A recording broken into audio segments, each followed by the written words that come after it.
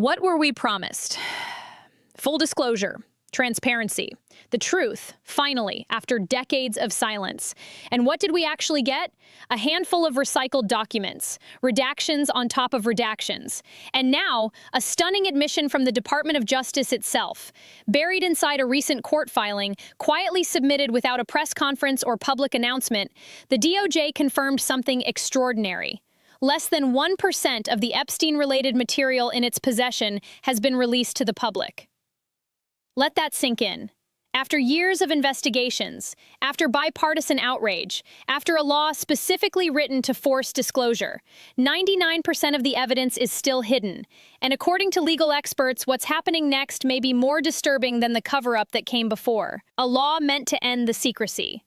The Epstein Files Transparency Act was not a suggestion. It was not symbolic. It was a dire order from Congress. Passed with overwhelming bipartisan support, the law was designed to eliminate every familiar excuse the DOJ had relied on for years: privacy, embarrassment, political sensitivity. The message was simple: release the records, all of them. Congress even imposed a strict deadline, a rare move in Washington, because lawmakers knew delay was the DOJ's favorite weapon. The clock started ticking the moment the president signed the bill. And when the deadline arrived, nothing meaningful happened. No comprehensive release, no index explaining what was withheld, no justification that met the standard of the law. Instead, the DOJ released documents that were already public, materials anyone could have pulled from previous court cases. The real evidence stayed locked away. Then came the admission. Weeks later, in a filing most Americans never saw, the DOJ revealed the truth. They weren't behind schedule. They weren't confused. They were withholding the files, intentionally.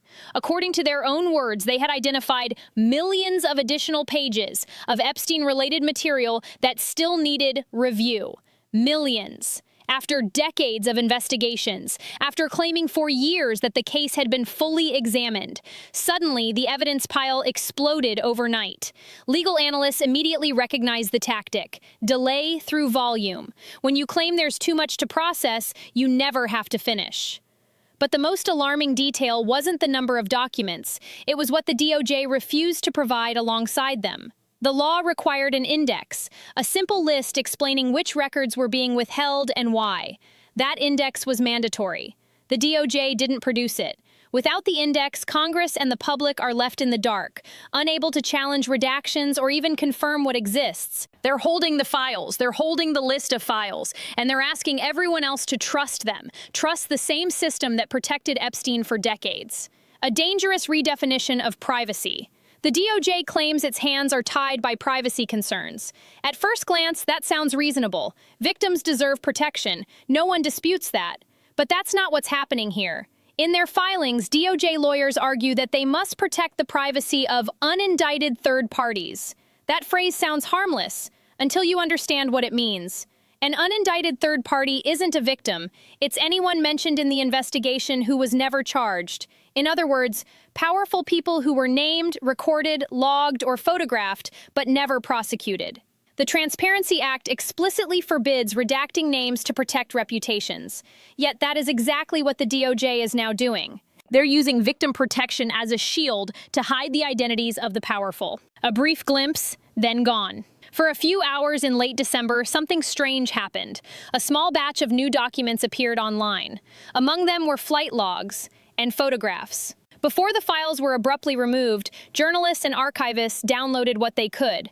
Then everything vanished. When questioned, the DOJ claimed the materials required further review. But here's the problem. Once records are released under a transparency law, pulling them back because they're inconvenient is not review. It's censorship, and it directly violates the statute. Playing defense instead of disclosure.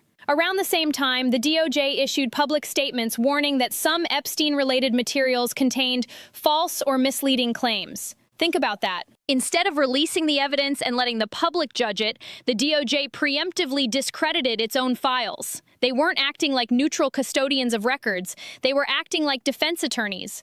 That alone raises a chilling question. Who are they protecting? The numbers don't add up. For years, officials claimed the Epstein case was thoroughly examined. Yet now we're told there are millions of documents that no one reviewed. Either the government was lying then, or it's lying now, and both possibilities are damning. Modern investigative tools can process millions of files in days, not years. The idea that the DOJ needs endless time to remove duplicates or redact names is not a technical limitation. It's a strategy. Delay until the public moves on. A conflict of interest crisis. As scrutiny intensifies, attention has turned to the people making these decisions. Top DOJ officials overseeing the release have deep political ties and prior involvement in cases connected to the same power networks now under scrutiny. That doesn't prove wrongdoing, but it destroys confidence. The Transparency Act was designed to remove discretion from exactly this situation. Instead, discretion has quietly crept back in.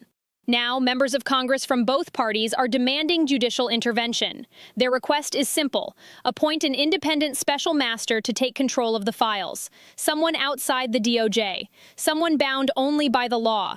Their argument is blunt. The Department of Justice cannot be trusted to police itself. If the court agrees, control of the Epstein files could be taken out of executive hands entirely. If it doesn't, the clock keeps running. This is no longer just about Epstein. It's about whether transparency laws mean anything at all. If the DOJ can openly ignore a statute, invent new privileges, and redefine privacy to protect the powerful, then no law is enforceable. The cover-up didn't end years ago, it evolved, and right now it's happening in plain sight. The truth exists, the evidence exists, the law exists. What's missing is accountability. So the real question isn't what's in the Epstein files. The real question is, how far will the system go to make sure we never see them? If history is any guide, the answer depends on whether the public keeps watching. Because once attention fades, the files don't just stay hidden, they disappear.